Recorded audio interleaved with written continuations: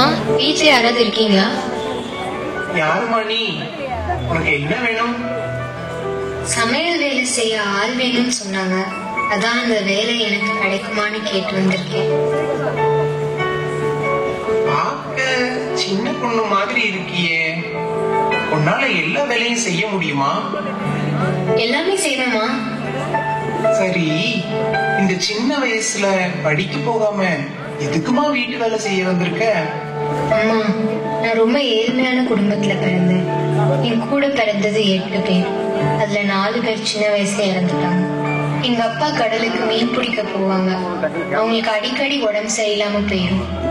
அப்போ அவங்களால வேலைக்கு போக முடியாது. நாங்க ரொம்ப கஷ்டப்பட்டோம். அதனால எங்க அம்மா தான் எங்களை வளர்க்கறதுக்காக செலவு தொழில் செய்ய போனாங்க. எனக்கு 3 வயசு இருக்கும் போது எங்க அப்பா திரும்பவும் மீன் பிடிக்க போனாங்க. ஆனா அவங்க திரும்பி வரவே இல்லை. ரொம்ப வருஷமா எங்க அப்பா திரும்பி வருவாருன்னு எதிர்பார்த்துக்கிட்டே இருந்தோம். ஆனா ஒரு கட்டத்துல அவங்க கடல்லே இறந்துட்டாங்கிற முடிவுக்கு நாங்க வர வேண்டியதாயிட்டு.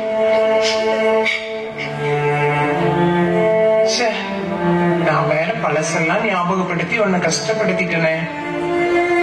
இவ்வளவு கஷ்டத்துல வளர்ந்தாலும் உன்னோட முகத்துல கடவுளுடைய பிரசன்னம் தெரியுதே. ரொம்ப பக்தி உள்ள பொண்ணாவும் தெரியுற. நான் சின்ன பிள்ளையா இருக்கும் போதே வீட்டு வேலைகள் செய்யறதுக்கும் பசங்களை பராமரிக்கிறதுக்கும் எங்க அம்மா எனக்கு சொல்லி கொடுத்திருக்காங்க. அது மட்டும் இல்லாம ஜெபிக்கிறதுக்கும் சொல்லி கொடுத்திருக்காங்க. நான் பிறக்கும் போதே பயங்கரமான உள்நாட்டு போர் நடந்துச்சான். அப்போ நிறைய குருக்கள் கொல்லப்பட்டாங்களாம். சர்ச் எல்லாம் மூடிட்டாங்களாம். மூடினது மட்டும் இல்லாம எல்லாத்தையும் உணவு கடங்காவும் மாத்திட்டாங்களாம். அப்போ மறைக்கல்வி வகுப்பு கூட நடக்கலையாம். புனித ஜான் நியூட்ஸ் தொடங்கின 3ஆம் சபை உறுப்பினர்கள் மூலமா வாசிக்க கத்துக்கிட்டேன். அவங்கதான் எனக்கு மறைக்கல்வியை கத்து கொடுத்தாங்க. அவங்க மூலமா தான் கிறிஸ்துவ விசுவாசத்தையும் கத்துக்கிட்டேன். உன்னை பார்த்தா ரொம்ப நல்ல பொண்ணா தெரியுது. சரி, நீ எனக்கு உதவியாயிரு. சில மாதங்களுக்கு பிறகு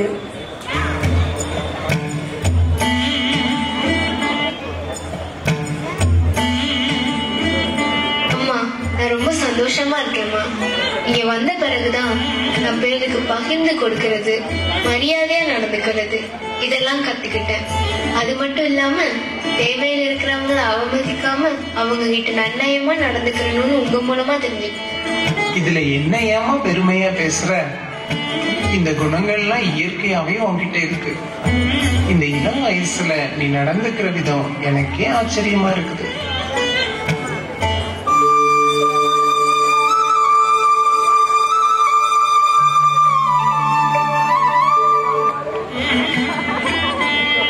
ஜீன், உன்னை எனக்கு ரொம்ப பிடிச்சிருக்கு. இந்த வயசுல நீ நடந்துக்கிற விதம் எனக்கு ரொம்ப பிடிச்சிருக்கு. நீ என் வாழ்க்கை துணையா வருவியா? உங்க வழக்கப்படி நீங்க கொஞ்ச நாள் காத்திருங்க. என்னால இப்ப எதுவும் சொல்ல முடியாது. திருமண வாழ்க்கையில எனக்கு விருப்பம் இல்ல. நான் என்னை இறைவனோட பணிக்கு முழுமையா அர்ப்பணிச்சிட்டேன். அப்படின்னா உன் எதிர்காலத்தை பத்தி நீ யோசிச்சியா? எதிர்காலத்தை பத்தி ஒண்ணும் தெரியல. கடவுளோட பணிக்கு என்னை அர்ப்பணிச்சிட்டேன். இதுதான் என் தீர்மானம்.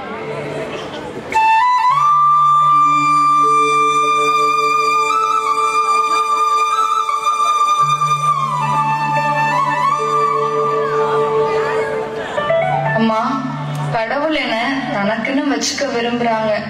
இன்னும் அறிமுகமே இல்லாத பணிக்காக அவங்க என்ன வச்சிருக்காங்க. அந்த பணி இன்னும் தொடங்கப்படவே இல்லை. என்ன சொல்ற? எனக்கு எதுவும் புரியலையே. உன்னுடைய 2 சகோதரிகளுக்கும் திருமணம் ஆயிட்டு உனக்கும் நல்ல ஒரு வாழ்வு அமைஞ்சிட்டா நான் நிம்மதியா இருப்பேன். இல்லம்மா, நான் ஏழைகளுக்கு பணி செய்ய என்னையே அர்ப்பணிச்சிட்டேன். அவங்களோட ஒரு ஏழையாவே வாழ விரும்புறேன். ஆமா ஜீன், எதுக்காக இதெல்லாம் எங்க கிட்ட கொடுக்கற? ஏழைகளோடு ஏழையா வாழ விரும்புற எனக்கு இந்த மாதிரி ட்ரெஸ் எல்லாம் தேவைப்படாது. இதெல்லாம் நீங்களே வச்சுக்கோங்க, நான் வரேன்.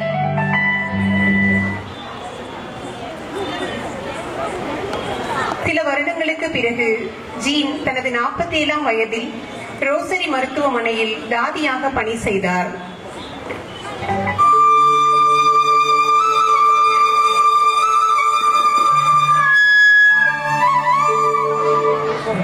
நாம இந்த மருத்துவமனையில தாதியா வேலை பார்க்கிறோம். இங்க அடைக்கலம் தேடி வர்ற ஏழைகளுக்கெல்லாம் நம்மால இடம் கொடுக்க முடியல. இங்க வர்றவங்களுக்கு இது ஒரு புகலிடமா இருக்குதே தவிர அவங்க மருத்துவ தேவைய சந்திக்கிற இடமா இல்ல. ஏன்னா நாம மூலிகையிலிருந்து மருந்து தயாரிக்கிறோம், காயங்களை கட்டுறோம். இதுக்கு மட்டும்தான் நம்ம பயிற்சி பெற்றிருக்கிறோம். மக்கள் வந்துகிட்டே இருக்காங்க. சரி, நம்மளால முடிஞ்சதை அவங்களுக்கு செய்வோம்.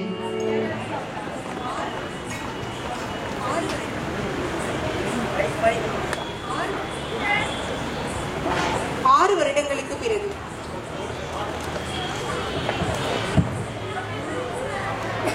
வருடங்களுக்கு பிறகு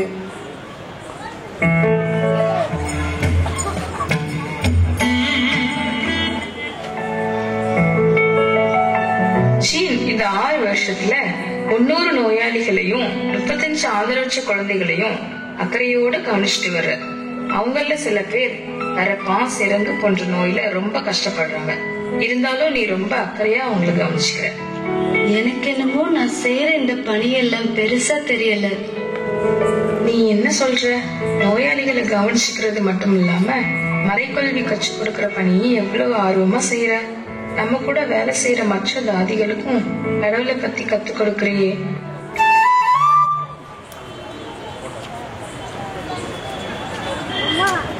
ஜீனுக்கு அடைக்கலம் கொடுத்திருந்த முதிர் வயது தோழியுடன் இறுதி சந்திப்பு.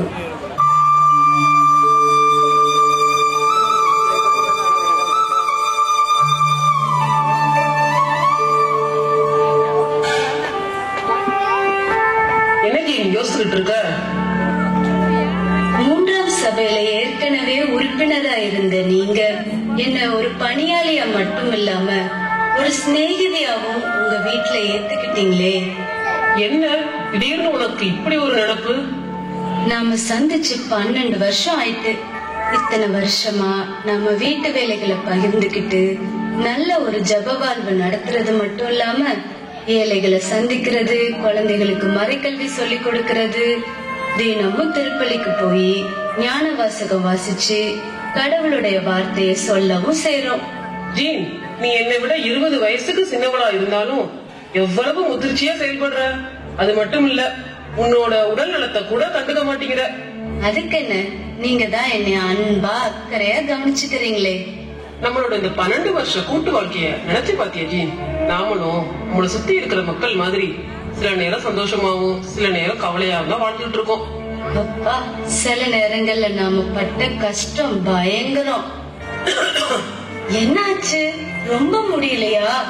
கொஞ்ச நேரம் பேசாம அமைதியா இருங்க, சரியாயிரும்.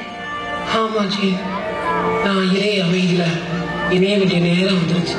என்கிட்ட இருக்கிற கொஞ்சம் பணத்தையும் பொருளையும் நீ உன்னோட பணிக்கே பயன்படுத்திக்கோ. God bless you, Jean. அம்மா, அம்மா, என்னாச்சு? அம்மா, அம்மா, அம்மா, அம்மா.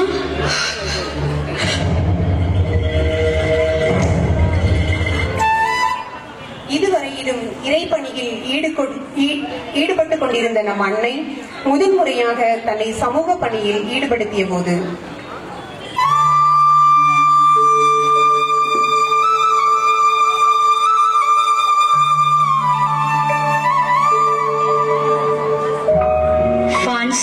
வெர்ஜினி, நீங்க எனக்கு ஒரு அனுமதி கொடுக்கணுமே. என்ன ஜீன், பெரிய வார்த்தையெல்லாம் பேசுற? என்ன வேணும் உனக்கு? நீங்க எனக்குன்னு எதுவும் தர வேணாம். அன்சுவன்னு ஒரு கண்ணு தெரியாத வயசான அம்மா யாரோட உதவியும் இல்லாம கஷ்டப்பட்டுட்டு இருக்காங்க. இவ்வளவு நாளும் அவங்க சகோதரி தான் கவனிச்சிட்டு இருந்தாங்க. இப்போ அவங்களும் நோய்வாய்ப்பட்டு மருத்துவமனையில இருக்காங்க. அவங்க பிழைப்பாங்கிற நம்பிக்கை இல்லையா? அதான் அவங்கள இங்க கூட்டிட்டு வந்துடலாம்னு. என்ன ஜீன், இதுக்கெல்லாம் என்கிட்ட கேட்டுக்கிட்டு இப்பவே போய் அவங்கள இங்க கூட்டிக்கிட்டு வா. இதோ இப்பவே போறேன்.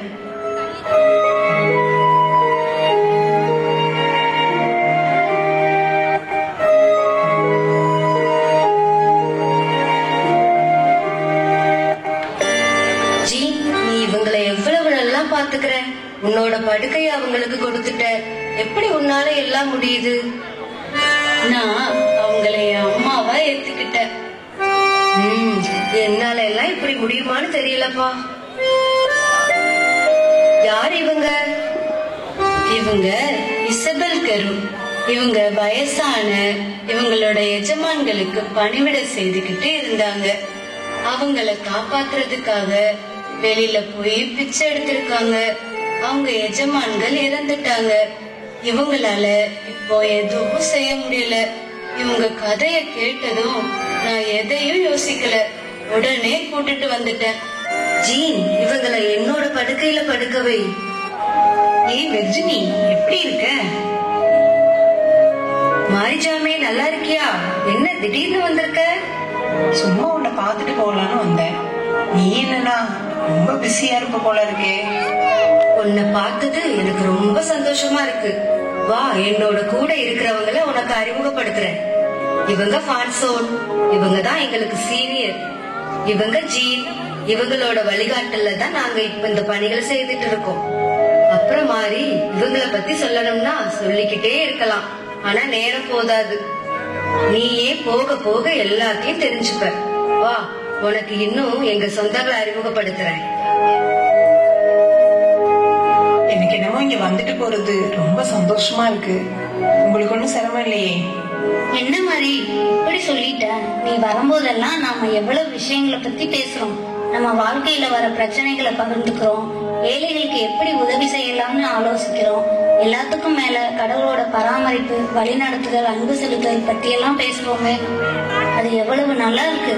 நான் வரும்போதெல்லாம் ஜீன் மட்டும் ரொம்ப பிஸியா இருக்காங்க. எனக்கு அவங்கள பார்க்கும்போது ரொம்ப ஆச்சரியமா இருக்கு. அவங்க செய்யற செயல்களை பார்க்கும்போது இன்னும் வியப்பாவும் இருக்கு. அவங்கள நான் ரொம்ப அன்பு செய்றேன். என்ன மாதிரி என்னெல்லாமா சொல்ற? நீ இவ்வளவு பெருமையா பேசுற அளவுக்கு நான் ஒன்னும் பெருசா செஞ்சிடல. 3ஆம் சபையில இருக்கிறவங்களுக்குன்னு சில ஒழுங்குமுறைகள் இருக்கு. அதுல ஒரு சில இதுதான் இந்த ஜெபம், ஏழைகளுக்கு உதவுதல் எல்லாம். ரஜினி, மாரி, நீங்களும் இந்த சபையில சேர்ந்துடுங்க. என்னை விட நல்ல பணி செய்வீங்க. என்னது, சபையில சேரணுமா? எங்களால இந்த வயசுலயே இப்படி சபையில எல்லாம் சேர முடியாதுப்பா. நீங்க சபையில சேரலனாலும் ஒரு சில ஒழுங்குமுறைப்படி வாழ முயற்சிக்கலாமே. அத வேணா செய்யலாம். என்ன வெர்ஜினி? கடவுள் உங்களுக்கு உதவி செய்வாராக. ஜீனின் தோழிகள் அபே லெப்ரையர் என்ற குருவை சந்திக்கிறார்கள்.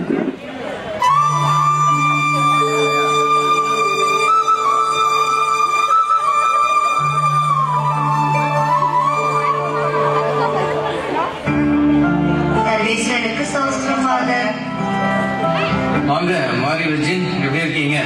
நல்லா இருக்கோம் ஃபாதர். ஃபாதர், எங்களுக்கு ஜீன் ஒரு தோழி இருக்கா. அவளோட வழிகாட்டுதல்ல நாங்க ஏழைகளுக்கு உதவி செஞ்சுட்டு இருக்கோம். அப்படியா? கேட்கவே சந்தோஷமா இருக்கு. நானும் உங்களுக்கு உதவி செய்றேன். நாங்க ஒரு நாள் ஜீனை கூட்டிட்டு வரோம் ஃபாதர். இப்ப நாங்க கிளம்புறோம் ஃபாதர். சில நாட்களுக்கு பிறகு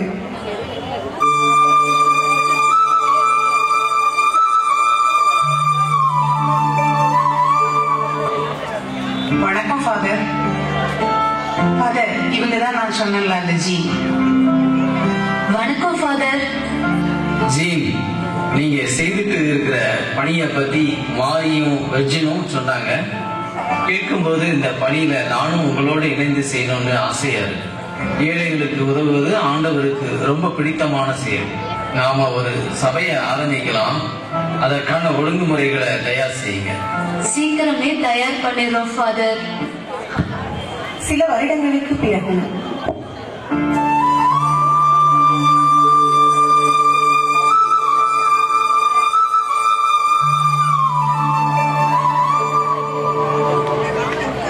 மூன்று சகோதரிகளால் ஆரம்பிக்கப்பட்ட இந்த சிறிய சபை இன்னைக்கு இவ்வளவு வளர்ச்சி அடைந்திருப்பது பார்க்கவே ரொம்ப சந்தோஷமா இருக்கு.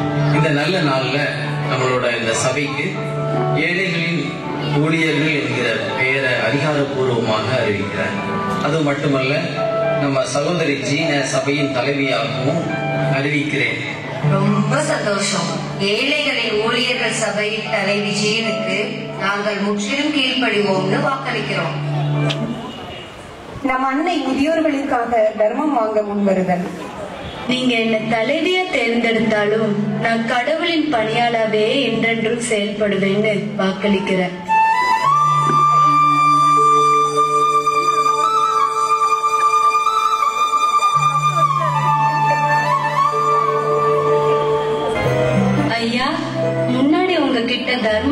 வந்த அந்த வயசான பெண்களால இனி வர முடியாது.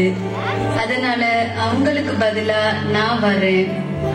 நீங்க அவங்களுக்கு அன்போட உதவி செஞ்சது மாதிரி உங்க தான தர்மத்தை என்கிட்ட கொடுங்க.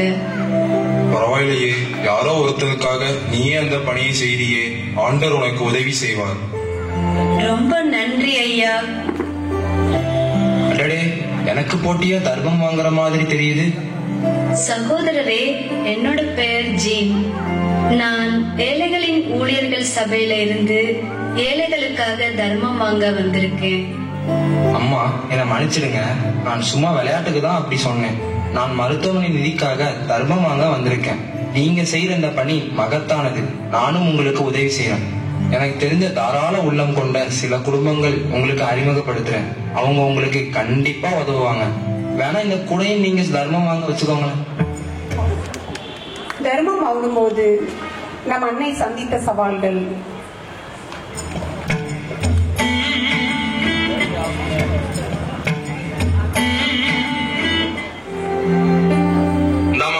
நீ நேத்து வந்தாதானே?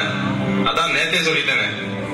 ஐயா, என் ஏழை மக்கள் நேற்று பசியா இருந்தாங்க, இன்னைக்கும் பசியோட தான் இருக்காங்க, நாளைக்கும் பசியோட தான் இருப்பாங்க. அவங்க எப்பவுமே பசியோட தான் இருக்காங்கிற விஷயத்தை எனக்கு புரிய வச்சுட்ட. நான் தொடர்ந்து அவங்களுக்கு உதவி செய்யறேன். ஒரு புன்னகையால ஏழைகளுக்கு உதவி செய்ய வேண்டிய கடமையை உணர வச்சுட்டேன். ரொம்ப நன்றி ஐயா.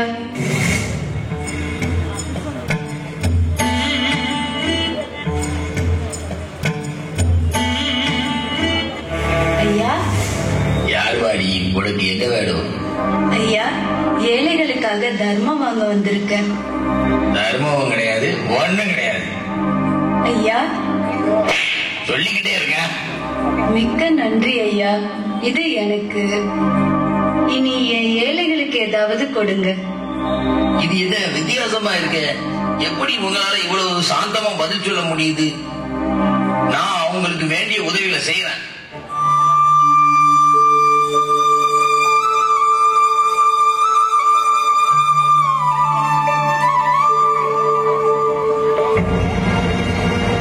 இவரை பார்க்கவே ரொம்ப பரிதாபமா இருக்கே.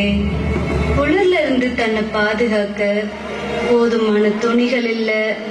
அதுவும் இல்லாம வைக்கோல் மேல இவர் படுத்திருக்கிறது எவ்வளவு கொடுமையா இருக்கு.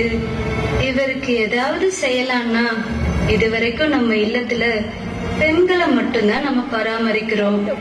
இவரை நாம எப்படி இல்லத்துக்கு கொண்டு போக என்ன செய்யலாம்? இது சரியா இருக்குமா? நான் ஏன் இப்படி யோசிச்சுட்டேன்? ஆணுனா என்ன, பெண்ணுனா என்ன, எல்லாருமே கடவுளோட சாயல் தானே. நான் இப்பவே இவரை சுத்தப்படுத்தி இல்லத்துக்கு அழைச்சிட்டு போறேன். நம் அன்னை பணி வாழ்வில் சந்தித்த சவால்கள்.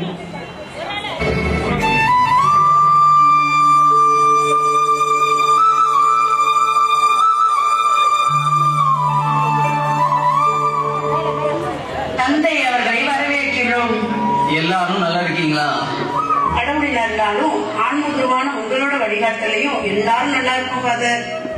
சில பேர் ஆன்ம ஆலோசனைக்கு வரதே இல்லை. சரி, பரவாயில்ல. கடந்த வாரம் நடந்த உங்களோட அதிபர் தேர்தலை பத்தி கேள்விப்பட்டேன். அதுல சின்னது ஒரு மாற்றம் செய்யலாம்னு நினைக்கிறேன். என்னவா இருக்கும்? என்ன சொல்ல போறாருன்னு தெரியலையே. நீங்க சகோதரி ஜீனை தேர்ந்தெடுத்ததா கேள்விப்பட்டேன். அவங்களுக்கு 50 வயசுக்கு மேல ஆயிட்டு இனிமே அவங்களால துடிப்பா வேலை செய்ய முடியுமான்னு தெரியாது.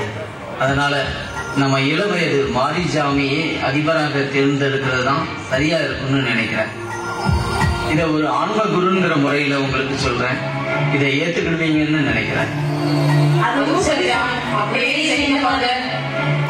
இந்த உலகத்துல சாதாரண மகளிர் குழு உங்களால என்ன செய்ய முடியும்? என்ன மாதிரி அழுத்தந்தேர்களின் உதவி உங்களுக்கு கண்டிப்பா தேவைப்படும். சரிதான்.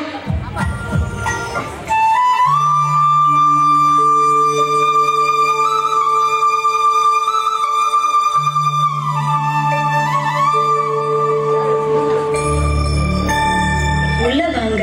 நீங்க யாருன்னு தெரிஞ்சுக்கலாமா? ஆமா, நான் ஒரு ஆங்கிலேய பயணி. உங்களை பத்தி நிறைய கேள்விப்பட்டிருக்கேன். தினால் நகருக்கு வர வாய்ப்பு கிடைச்சது. அதான் அப்படியே உங்களை பார்த்துட்டு போகலாம்னு வந்தேன். ரொம்ப சந்தோஷம். இதுதான் எங்களோட இல்லம். இங்க உள்ள வரும்போது வளைஞ்சு செல்லும் படிக்கட்டுகள், தாழ்ந்த மேற்கூரை, கரடுமுரடான சுவர், ஒடுக்கமான ஜன்னல்கள், இருட்டான சூழல், இதையெல்லாம் பார்க்கும்போது ஒரு சிறைச்சாலை மாதிரி இருந்தது. ஆனா இங்க இருக்கிற முதியோர்களோட முகமலர்ச்சியும் இந்த இடத்துக்கு புத்தொழி கொடுக்குது. எல்லாத்துக்கும் மேல உங்களோட அன்பான வரவேற்பு, உங்களோட எளிய தோற்றம், வெயில் பட்டு பொலிவிழந்த முகம், வயசு ஆயிட்டதாலையும் ஓய்வில்லாம உழைச்சதுனாலையும் பாக்குறதுக்கு நலிவுற்று இருந்தாலும் உங்களோட பேச்சுல அன்பும் அமைதியும் தவழுதே. கள்ளங்கபடம் இல்லாத உங்க உள்ளத்தை உங்க முகம் தெளிவா காட்டுது. அம்மா, நான் உங்களை ஒரு பேட்டி எடுக்கலாமா? இதுதான் இறை திருவுளம்னா தாராளமா எடுக்கலாம். உங்களால எப்படி இந்த பணியை இவ்வளவு சிறப்பா செய்ய முடியுது? நாளைக்கு தேவையான உதவி எங்க இருந்து வரும்னு எனக்கு தெரியாது. ஆனாலும் ஏழைகளை இறைவன் ஒரு நாளும் கைவிட மாட்டாங்கிற நம்பிக்கையில நான் உறுதியா இருந்தேன். அவங்களுக்கு நான் செய்யற எல்லாத்தையும் ஆண்டவர் இயேசு கிறிஸ்துவுக்கு செய்யறதாவே நம்புறேன். உண்மையாவே யாருக்கு உதவி தேவைப்படுதுன்னு நீங்க எப்படி கண்டுபிடிக்கிறீங்க? அனாதைங்க, வயசானவங்க, வறுமையில சிக்கி தவிக்கிறவங்க எங்க கிட்ட உதவி கேட்டு விண்ணப்பிப்பாங்க. இவங்களோட உண்மையான நிலைமைய தெரிஞ்சுக்க அக்கம் பக்கத்துல விசாரிப்போம். உங்களோட பேசிட்டு இருக்கிற இந்த நேரத்துல என் மனசு ரொம்ப அமைதியா இருக்கு. உங்களை பத்தி ஒரு புனிதமான எண்ணம் என்னோட உள்ளத்துல உருவாகுது. அடிபட்ட பாம்பு போல ஆயரால் தண்டனை பெற்ற அருள் தந்தை லெபையர் கொக்கரித்தல்.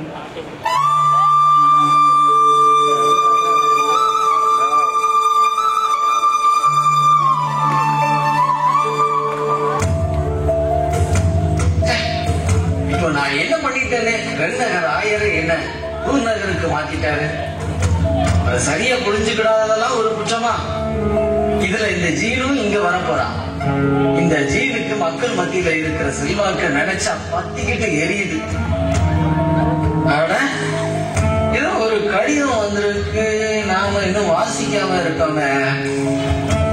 ஓ, சகோதரி பவுலின் எழுதுனதா? அருள் திரு லெபையர் என்ற குருவுக்கு சகோதரி பவுலின் எழுதுவது. சகோதரி ஜீனோடு சேர்ந்து உபகாரிகளையும் ஆயரை சந்திக்க சென்றிருந்தோம். ஆயரிடம் குருக்களிடம் காட்டுவதற்கு பரிந்துரை கடிதம் ஒன்றை தருமாறு கேட்டோம். இப்போதைக்கு அந்த மாதிரி எதுவும் தர முடியாது என்று ஆயர் சொல்லிவிட்டார்.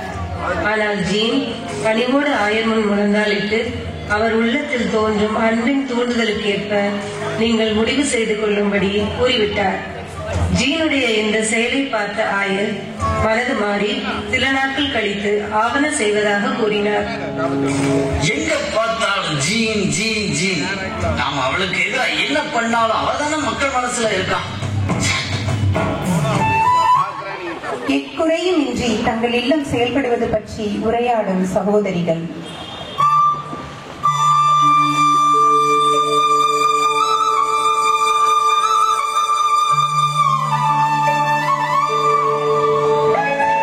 எந்த சூழ்நிலையிலும் நம்முடைய இல்லம் ஒரு குறைவும் இல்லாம செயல்படுது பத்தியா? நம்ம ஜீன் கடவுள் மேல வச்சிருக்கிற நம்பிக்கை. ஒரு முறை வெண்ணெய் தட்டுப்பாடாயிடுச்சு. முதியோர்கள் எல்லாம் காஞ்ச ரொட்டிய சாப்பிட்டுட்டு இருந்தாங்க. இத பார்த்த ஜீன் சூசியப்பர் கிட்ட போய் ஜெபம் பண்ணாங்க. ஒரு தாள்ல எழுதி வச்சாங்க. இத பார்த்த விருந்தினர்கள்ல ஒருத்தர் ஏராளமான வெண்ணெயை அனுப்பி வச்சாங்க. நம்ம எதை செஞ்சாலும் கடவுளின் பெயரால செஞ்சா நமக்கு வெற்றி தான் கிடைக்கும். சகோதரி ஜீனின் மீது பொறாமை கொண்ட அருள் தந்தை லெபையர் 4 சுவர்களுக்குள் சகோதரியை முடக்குதல்.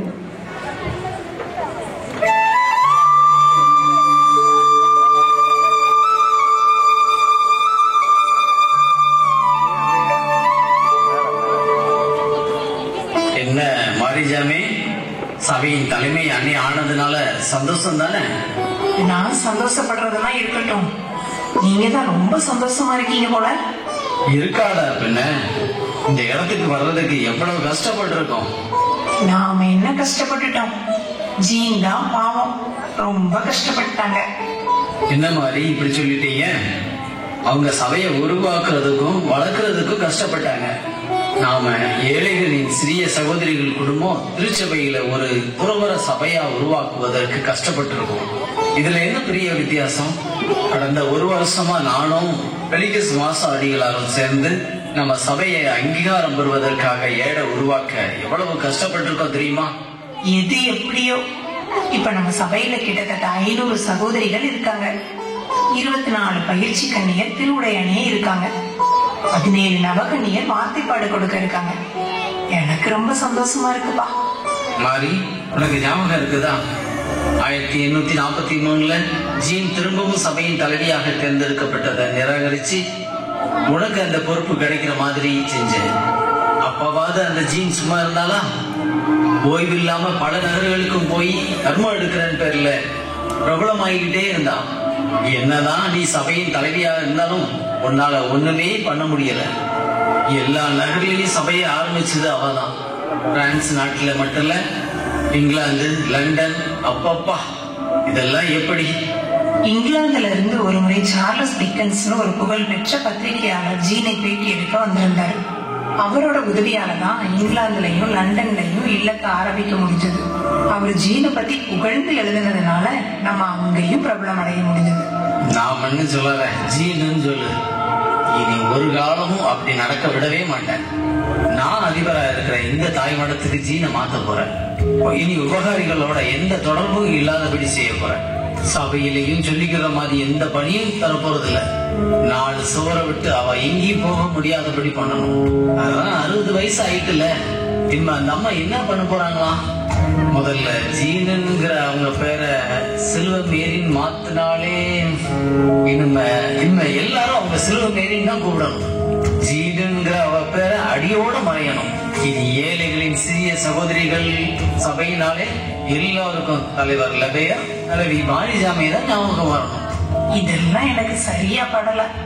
முதல்ல ஒரு வேலை பண்ணு, சபையோட வரலாறையே மாத்து. அதுல லபேய, மாரிஜாமே, ஜீன் இப்படிதான் வரணும். நல்ல ஞாபகம் வச்சுக்கோ, ஜீனோட பேரு 3ஆவதா தான் வரணும். புரிஞ்சுதா மாதிரி? என்னது இது எப்படி பண்றது? ஜீன் ஜுவான் 27 ஆண்டுகள் நவகன்னியர் மடத்தில் மறைவாழ்ந்து வாழ்ந்த போது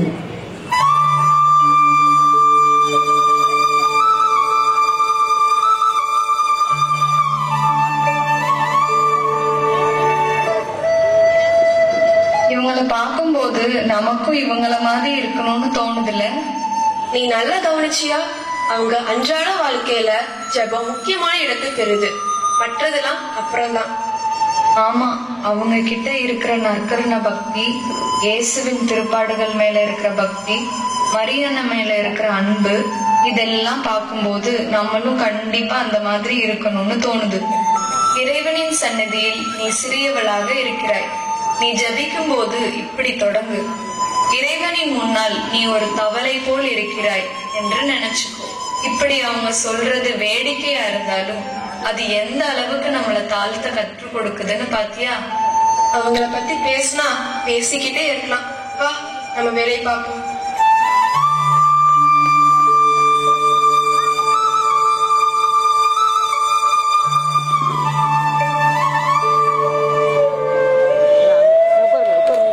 நீ ஏன் இவ்ளோ கவலையா இருக்க? நீங்க எப்பவும் மகிழ்ச்சியா இருக்கணும். நம்ம முதியவங்க கவலை தோன்ற முகங்களை பார்க்க விரும்புறதில்ல. நெருக்கடியான வேலையில உனது பொறுமையும் வலிமையும் நலிவரும் போது, நீ தனிமையில உதவியின்றி தவிப்பதாக உணரும் போது நீ போய் அவரை கண்டுகொள். இயேசு உனக்காக ஆலயத்துல காத்திருக்கிறார். நடப்பதையெல்லாம் இயேசுவே உமக்கு தெரியும்னு அவர்கிட்ட சொல்லு. நீரே எனக்கு எல்லாம் உமக்கு தெரியும், எனக்கு உதவி செய்ய வாரும்னு சொல்லிட்டு போ. நீ எப்படி சமாளிக்க போறேன்னு கவலைப்படாத. ஆண்டவருக்கு நல்ல ஞாபக சக்தி உண்டு. என் இயேசுவே, உமக்காகவே நான் இதை செய்கிறேன்னு உன்னோட இதயத்துல சொல்லிக்கோ. ஏழைங்களை இரக்கத்தோட பாரு. நீ அப்படி செய்யும் போது உன்னோட இறுதி நாள்ல இயேசுவும் அன்பு கனிவோட உன்னை நோக்குவார். சிறியவளாயிரு, சிறியவளாயிரு, சிறியவளாயிரு. உன்னை பெரியவள் என கருதி நீ ஆணவம் கொண்டா நமது சபை சீர்குலைஞ்சிரும். சிறியவர்களே இறைவனுக்கு பிரியமான மக்கள். நாங்க இறைவனுக்கு பிரியமானவங்களா வாழ்வோம். அம்மா பார்த்து கவனம். எனக்கு எனக்கு எதுவுமே தெரிய மாட்டேங்குது. என்னம்மா சொல்றீங்க? எனக்கு கொஞ்ச நாளாவே கண் பார்வை மங்கிக்கிட்டே வந்துச்சு. வயசாயிடுச்சுல, அதான் நான் அத பெருசா எடுத்துக்கல, யார்கிட்டயும் சொல்லல. இப்போ சுத்தமா எதுவும் தெரியலையே. வாங்கம்மா, வந்து இங்க உட்காருங்க. நீங்க முதுமை எய்தும் போது உங்களால பார்க்க முடியாது. உங்களுக்கு ஒரு விஷயம் தெரியுமா? இப்போ நான் கடவுளை மட்டும் பார்க்கிறேன், அவரும் என்ன பார்க்கறாரு. அதுவே போதும். எப்படி உங்களால இவ்வளவு மகிழ்ச்சியா இருக்க முடியுது? எங்கும் எல்லாவற்றிலும் எல்லா சூழ்நிலைகளிலும் இறைவன் புகழப்படுவாராக. இத திரும்ப திரும்ப சொல்வோம்.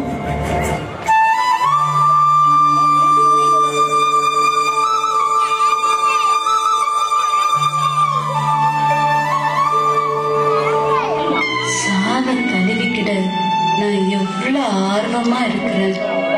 சாவை தழுவிக்கிட நான் எவ்வளவு ஆர்வமா இருக்கிறேன். சாவை தழுவிக்கிட நான் எவ்வளவு ஆர்வமா இருக்கேன். அம்மா, நீங்க சாக கூடாது.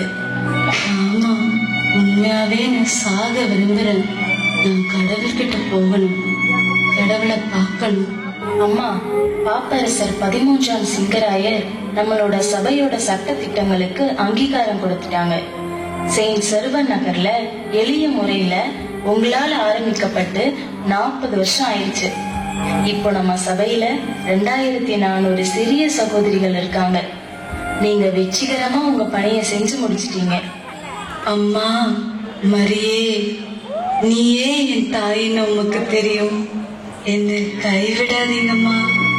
நித்திய தந்தையே, உமது சிறிய மக்கள்ல தாழ்நிலையில இருக்கிற எனக்கு உமது வானக வாசலை திறந்தரணும். உம்மை தரிசிக்க நான் மிகவும் ஆவலா இருக்கிறேன். அம்மா மரியே, என் நல்ல தாயே, என்கிட்ட வாங்க. நான் உம்மை நேசிக்கிறேன் என்று உமக்கு தெரியும். உம்மை காண எவ்வளவோ ஆவலா இருக்கணும், உமக்கு தெரியும்.